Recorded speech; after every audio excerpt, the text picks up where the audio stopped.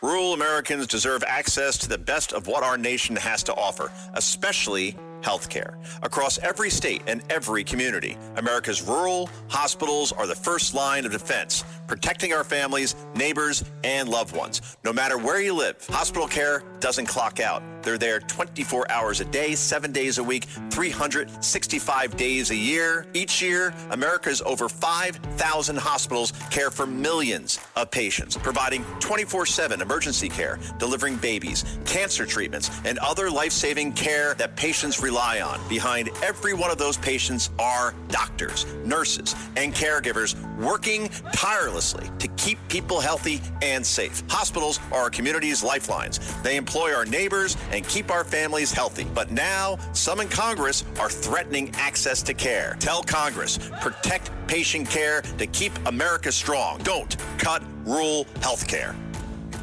Listen, all you New Yorkers. Excuse me. Taxi. Okay, man, we're looking around. This is the 77 WABC minicast. It is indeed the Anthony Cumia Show, and my God, what is happening? Every single week, every single Sunday, I come on and I go, this cannot get any crazier. We are at a level of insanity that just can't be beaten. And then I come on the next Sunday and we beat it. We have won. We are winning in the insanity. Ladies and gentlemen, all the ships at sea, we're at war. Beep, beep, beep. We are at war, apparently, or maybe not, or somewhat. A lot of people are saying this is war. There have been plenty of military actions a lot of the other presidents have taken over the course of the years that didn't amount to war. People looked at it as military actions. I read something today that I was like, this can't be true. The last time Congress actually declared war was World War II. You might have heard of it. And every other military action we've done after that wasn't an actual United States of America congressionally approved declaration of war. So this has been going on for quite some time. And it seems a lot of politicians, celebrities, amazing with the celebrities not knowing, but politicians not really understanding the War Powers Act and the authority that the president does have to have the military go in and conduct an operation exactly like this. Now, look, I know I'm going to catch crap from both sides here. This is a very, very touchy situation. But, I'm looking forward to hearing from everybody. Our phones are already lit up. And, a lot of people are going to have opinions that other people do not agree with. And how could that possibly be a bad thing in 2026? We're all so tolerant to each other's views when we don't agree with them. Oh, my God. But me personally, based on Iran's actions over decades upon decades, I'm not busted up about this. I'm not all broken up about this one. I was a wee lad of 18, I believe, when the Shah of Iran was thrown out, and the Islamic Ayatollah and the mullahs took over Iran, and they did in high fashion in '79, taking American hostages for over a year, well over a year during the Carter administration. This is how long that's been going on. I was listening to Rock the Casbah by The Clash, and I'm like, boy, this has been going on for a long time. That song is awesome. And I'm like, yeah, that was because of this. It's actually still this. So it's been going on a long time. There have been so many instances of violence against the United States directly, the military. And why? Why did we feel we had to give Iran a pass for so many? Yeah, there's been some bombings and some of those embargoes and all the other nonsense political means that politicians use to go, no, now, the finger wag.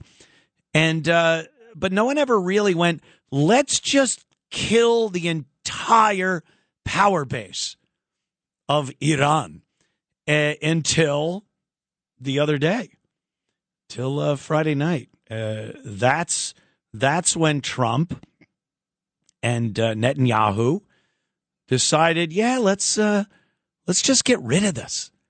Let's just get rid of the problem here. And the Democrats just could not be more crotchety about this whole thing. I've been reading so many X posts and other social media posts from Democrats and liberals that are just giving Obama these glowing reviews of how he took care of it. Hey, he had Iran sign a no nuclear proliferation bill, and we had crews going in there to make sure that they weren't building nuclear weapons or enriching uranium or that yellow cake stuff that sounds delicious. But they were like, yeah, that's how you're supposed to handle it. Did anyone think Iran was adhering to any of that? And they're like, Trump just ripped it up and now he's bombing them. Well, again, you will have plenty of opportunity to chime in on what you think the reasoning is or what have you. But like I said, I'm not busted up about it. I think, we looked at a few instances over the course of the years when the Iranian people were trying to fight back, protests, and they had some, the Arab Spring in the Middle East, and a few of the Iranian people decided it was time to let the government know that they weren't happy with the way it was being run. And, a pre-Ayatollah Iran was an amazing place. There are photos and videos, and look, I'll say it, amazingly hot women in Iran. I don't know what happened. Decades of wearing a burqa may have done some damage, but some of those videos from the 70s, they're wearing mini skirts. They're on college campuses, like regular girls. And that all came to a screeching halt. And you would think liberals and Democrats would be amongst the people going, that was freedom, especially for women. Everyone talks about how horribly women are treated in the awful misogynistic United States of America. And then you look at Iran, women get sexually assaulted there and they are imprisoned because they probably believe they must have done something. Don't go out wearing that. You look like a hua. That's their attitude over there. And, there's a few schools of thought there. Hey, it's none of our business. I get that. I can't disagree with, the United States. We're not the world police. We're not here to make sure every country adheres to our ethics and morality. But then when you see people on the left talking about world events and affairs and geopolitics, and they're saying that this country or that country or even the United States is treating its people like crap, and women are treated like garbage. And then you look at a country like Iran and you see it is beyond all reason. I mean, anything that happens that people feel is some kind of oppression of women here in the United States, it doesn't even come close to what's going on over there. You haven't seen a good oppression of women until you see a stoning for, showing an ankle. So that's going on. So I can't really see why people are all busted up about it. unless, it turns into a protracted Afghani-style war where it's a quagmire. We don't know what we're there for. And this happens. Look, I'm not saying it can't happen. Even with Trump president having promised that there won't be any of these protracted new wars. So a strike like this, cutting off the head of the regime, and then they try to replace the head, and then that guy gets killed. We do have to spend a little time tonight. I don't care how you feel about Israel. Their intelligence and logistics is insane. Insane. We saw what they did with those beepers, and now I'm reading stories that they had Mossad dentists doing dental work on some of these bigwigs in Iran and planting tracking devices in their teeth. Now, that sounds a little outlandish. It could be the fog of war and nonsense. But, after the pager thing, I don't know. Maybe they are that good. And to get all of the upper echelon of Iran into one place like that, where they could just bomb, like they're hanging out like the cast of Friends. They're all together in a flat, just having a good time, and then the bombs start dropping. Break it up a little bit, guys. What are you doing? Why are you all hanging out together? Not a good move, not a healthy move on the part of the Iranian brass. But from the looks of some of the reconnaissance and some of the videos that they put out, just devastating. A devastating attack on the command and control and upper echelon. Trump is talking that they've taken out some of their Navy. Now, I don't even know what that entails. I've seen some of the speedboats they have. I don't know about any big cruisers or gunships, but apparently they've been taking that out. Operations are still ongoing, and we'll see what happens. I start bitching about it when I see signs of a protracted, long-term conflict in Iran, boots on the ground type stuff that we know is going to go on for quite some time, and seeing the logistics put in place by politician-owned food distributors and water and toilets like we saw in Iraq. I don't want to see that. And I will say something. Yeah, don't test me, Trump.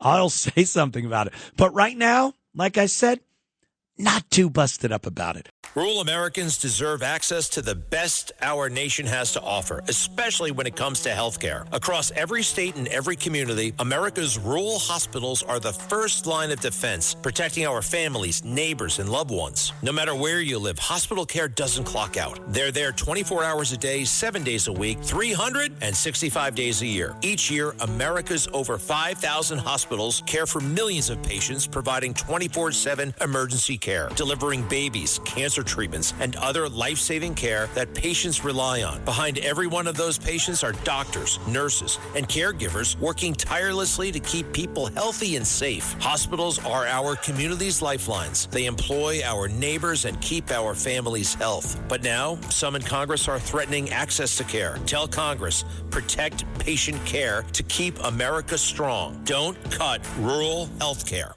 It's tax season, and at LifeLock, we know you're tired of numbers. But here's a big one you need to hear. Billions. That's the amount of money in refunds the IRS has flagged for possible identity fraud. Now here's another big number. 100 million. That's how many data points LifeLock monitors every second. If your identity is stolen, we'll fix it guaranteed. One last big number. Save up to 40% your first year. Visit LifeLock.com/podcast for the threats you can't control. Terms apply.